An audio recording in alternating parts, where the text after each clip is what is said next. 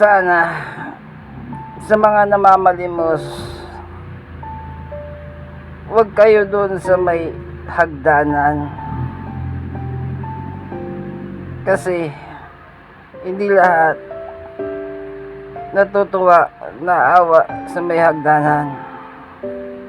May nagmamadali, nalalate, gusto na umuwi. Nung iba baka mapatid pa, maapakan ko pa kayo, ay hindi pala ako sila.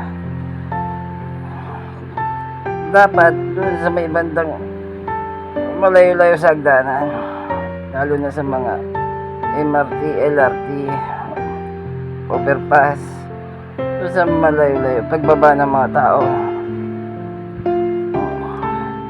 dapat sana may lugar sa mga namamalimos sa tapat ng mga hagdanan.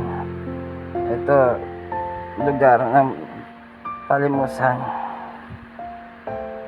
Sa kaliwa, sindikato, kaya sa kanan, totoo, para malaman namin kung sino ba yung sindikato, hindi. Malamang alis yung totoo ang namamalimos, mga sindikato na. At least malalaman namin, ito palimusan, dito mga sindikato, dito mga totoong namamalimos, diba? Doon kayo sa simbahan, doon kayo mamalimos sa simbahan, kasi doon